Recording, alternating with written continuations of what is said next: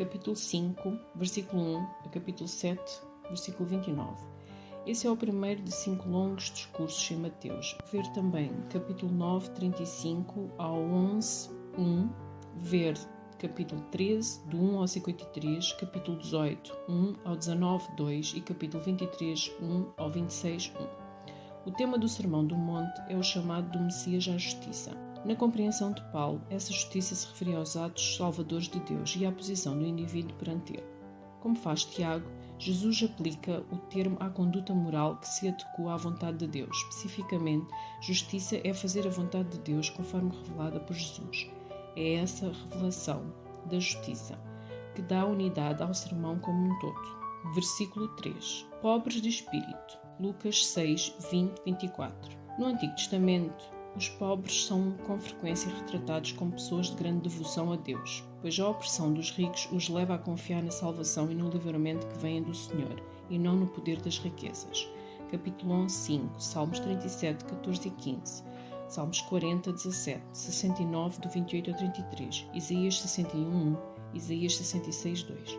Tanto no relato de Mateus como no de Lucas, os pobres são de fato materialmente carentes, mas é a confiança deles em Deus e não a pobreza que os torna felizes. Isaías 57, 15 e 66, 2. Versículo 4.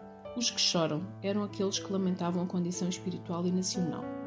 Ver capítulo 23, 37 ao 39, Isaías 61, 2 e 3, Joel 1, do 8 ao 13, 2 do 12, 13, 18, 19, Romanos 9, 1 ao 5, 1 Coríntios 5, 2 e Tiago 4, 9. A dor pessoal decorrente do pecado ou de tragédias também pode estar em vista. Marcos 16, 10, Apocalipse 18, 11 e 19. Serão consolados. A voz passiva é usada em reverência ao santo nome de Deus. A frase também poderia ser traduzida por Deus os consolará. Ver também capítulo 5, 6 e 7 e o 9.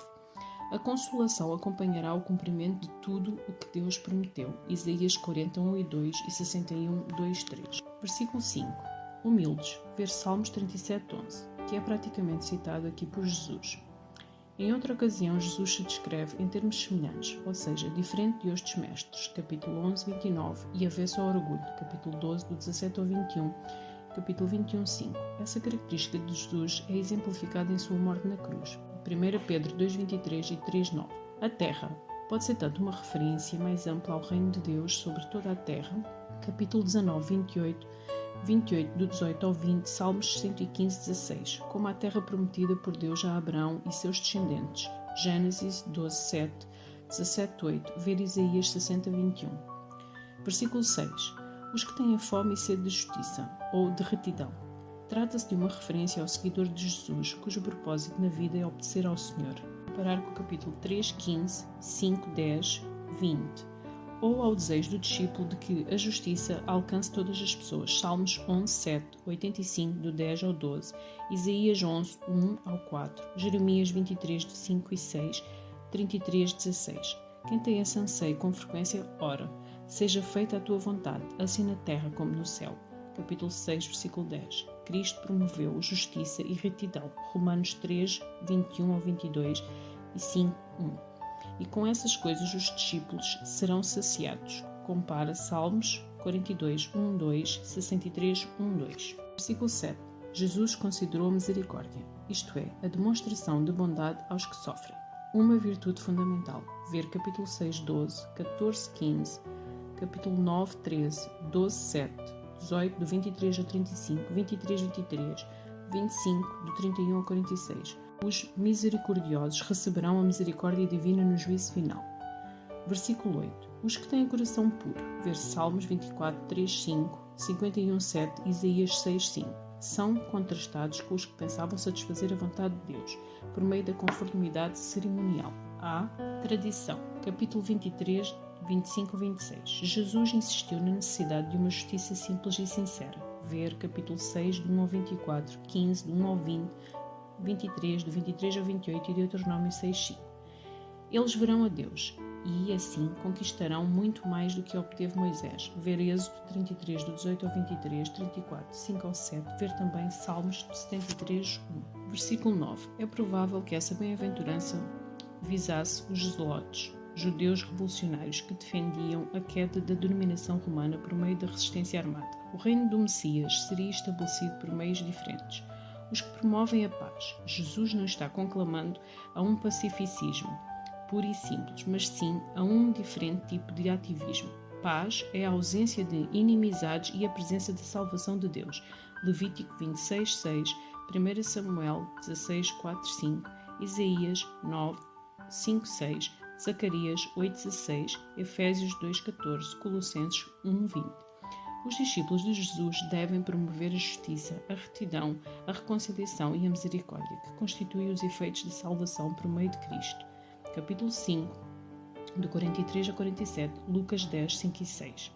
Versículos 10 e 11. Os primeiros discípulos de Jesus foram perseguidos pelos líderes judeus que se sentiriam ofendidos pela nova e suprema revelação de Jesus. Ver capítulo 10, do 17 ao 23, 11, 2, 6, 12, 1, 8, 15, 1, 20, 23, 34, 36. Desde então, a prática da justiça decorrente a seguir Jesus e a obedecer a seus ensinamentos tem sido muitas vezes causa de perseguição. Capítulo 10, do 24 ao 25, 2 Timóteo 3, 12.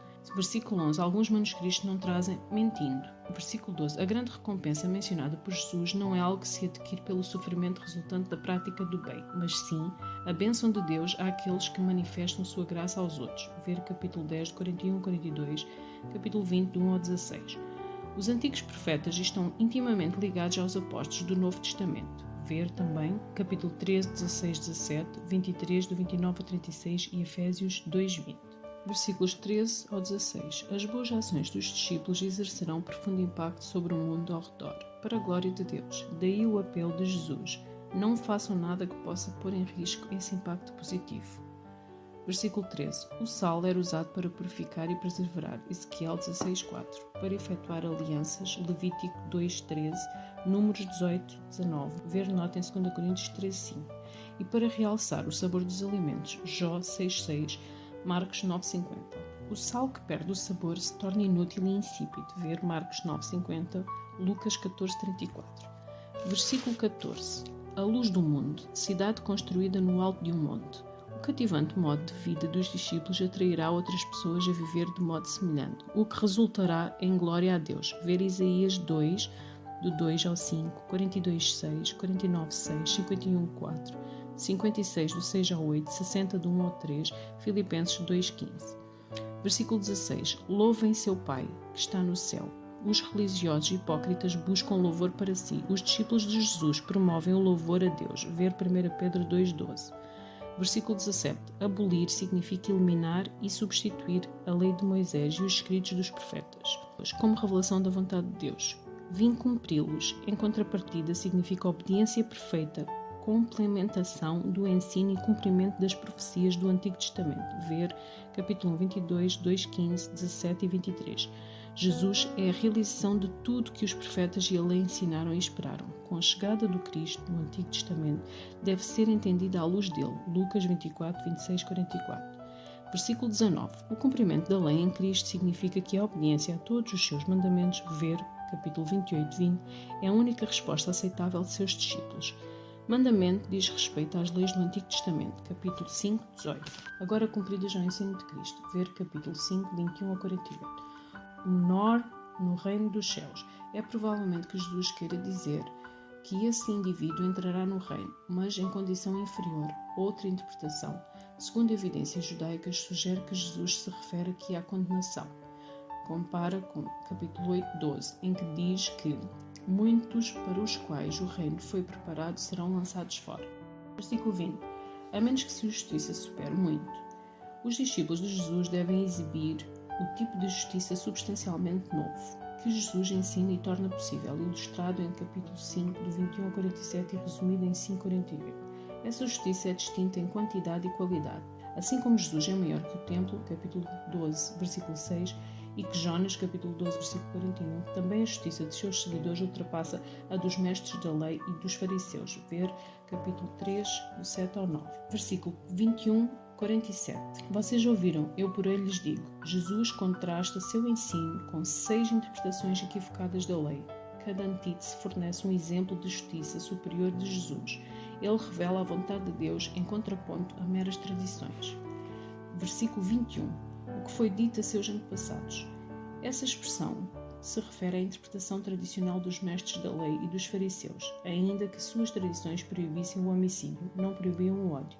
A justiça superior de Jesus exige reconciliação, capítulo 5, do 23 ao 24. Não basta apenas evitar a prática do homicídio, capítulo 5, 22. Não mate, Êxodo 20, 13, Deuteronômio 5, 17. Versículo 22. Irar-se contra alguém. Alguns manuscritos acrescentam sem causa. Julgamento, tribunal, inferno. A segunda e a terceira punições são mais severas do que comumente se esperava nos dias de Jesus e reforçam a superioridade de sua justiça. Ver capítulo 5, versículo 20. Seus seguidores defendem a reconciliação de relacionamentos e não toleram nenhum tipo de depreciação. Quem xingar alguém de estúpido. O grego usa um termo aramaico que expressa desprezo. Quem disser a seu irmão raka, cujo significado é algo como cabeça oca. A frase possivelmente equivale a chamar alguém de louco. Literal, quem disser tolo, ver Tiago 2:20. Depreciar o outro é um pecado que se manifesta de várias maneiras. Inferno de fogo, em grego, Genão, ver nota em 5:29. Versículos 23 a 26. Jesus dá 2 exemplos de reconciliação na comunidade e na sociedade. Versículo 23. Oferta, literalmente presente, também em 5:24. Versículo 26. O último centavo, em grego, os últimos quadrantes, a menor moeda romana. Compara com Lucas 12:59. Versículos do 27 ao 30. A justiça de Jesus expõe o pecado num nível mais profundo. Ele revela a verdadeira intenção da lei. Versículo 27. Não cometa adultério. Êxodo 20:14, Deuteronômio 5:18. Versículos 29 e 30. Olho direito, arranque-o, mão direita, corte-a. Essas fortes imagens indicam a necessidade de uma separação radical do pecado. No entanto, mesmo a automutilação, ainda que radical, não impediria uma mente contaminada por sensualidade.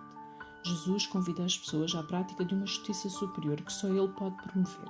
Versículo 29. Inferno, em grego, Genão.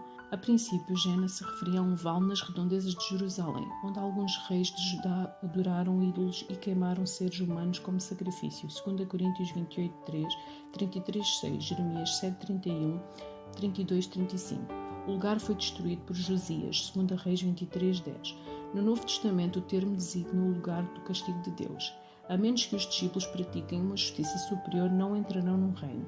Versículo 5:20, mas serão punidos eternamente. Versículo 5:22, 23, 33. Versículo 31 e 32. Jesus contesta a aplicação equivocada das disposições do Antigo Testamento referentes ao divórcio. Ver Deuteronômio 24:1-4, compara com Mateus 19:3-9. Seguir as regras não torna um divórcio aceitável. Jesus admite como legítima apenas uma razão para o divórcio, a infidelidade sexual, e proíbe o divórcio casual. Ver 1 Coríntios 7, 10 e 11. Versículos 31. Quem se divorciar, certificado de divórcio, Deuteronômio 24:1. O certificado atestava a legalidade do divórcio. As evidências sugerem que este documento possibilitava um novo casamento. A fórmula essencial do certificado de divórcio é: eis que você está livre para se casar com qualquer homem. A fórmula essencial do mandato de emancipação é: eis que você é uma mulher livre, veja, você pertence a si mesma. Versículo 32. A cláusula de exceção autoriza, mas não exige, o divórcio quando um cônjuge comete adultério. Ver também 19:9. É importante notar que Jesus não ordena a morte do culpado. Ver Deuteronômio 22, 21, 22. A implicação parece ser que, ao divorciar-se da esposa por motivos ilegítimos, o homem a faz cometer adultério, colocando-a numa situação em que ela se case novamente e assim transgride a lei.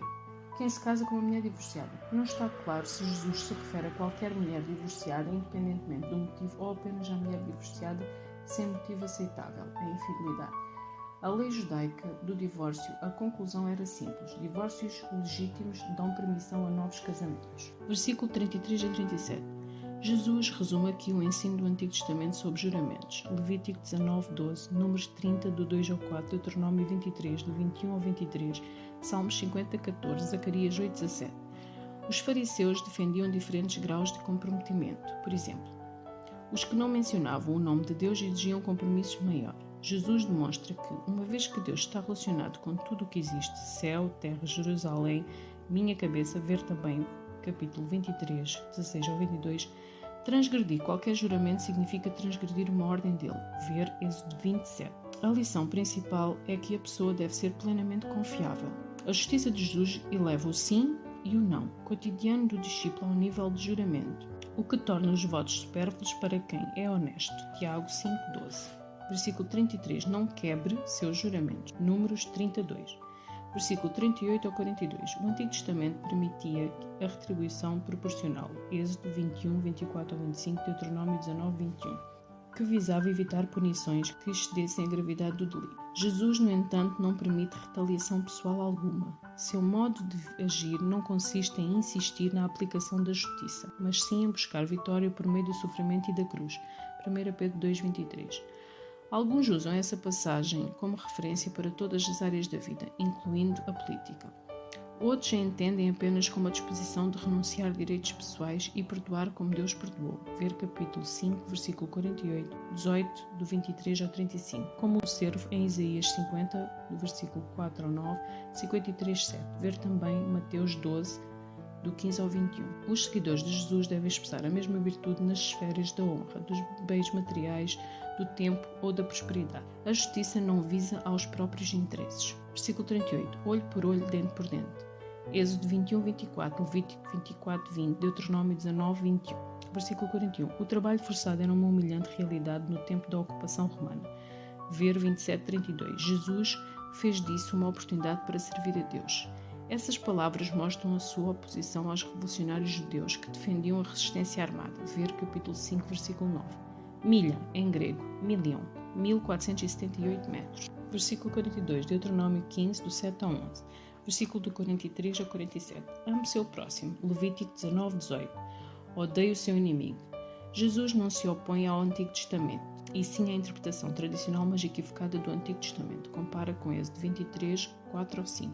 A cláusula que menciona o ódio não está no Antigo Testamento. Ver, porém, Salmos 139, 21, 22. Versículo 44. Ame os seus inimigos. Alguns manuscritos acrescentam abençoem quem os amaldiçoa, façam o bem a quem os odeia. Compara com Lucas 6, 27, 28.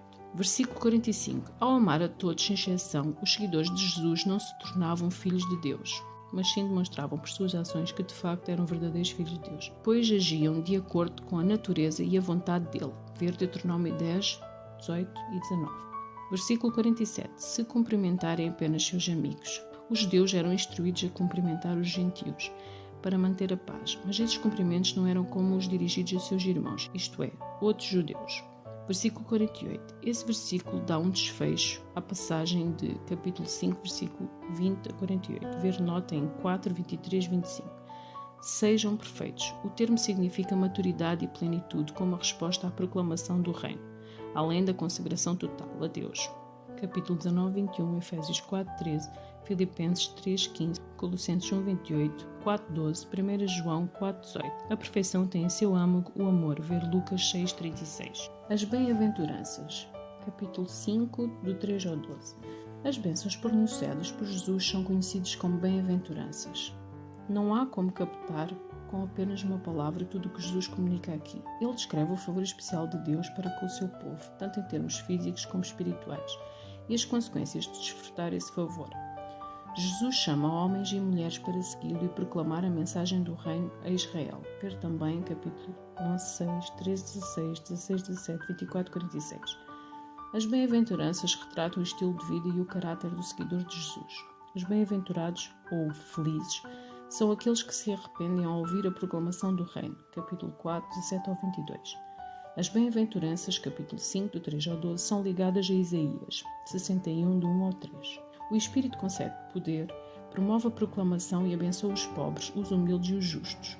As bem-aventuranças abrangem os conceitos de origem e aprovação divinas. Ver capítulo 25, 34. Cumprimento. Ver 11, 6, 13, 16, 16, 17. Inversão. Ver Lucas 1, 2, 6 do 20 ao 26. E a condição de obediência necessária para usufruir as bênçãos. Ver Salmos 1, 1. 3, 6, 106, 3, 112, 1, 119, 1 e 2, Provérbios 8, 32 e Isaías 56, 2. Elas se iniciam com a vinda do Messias e mediante a firme esperança de que serão desfrutadas eterna e plenamente.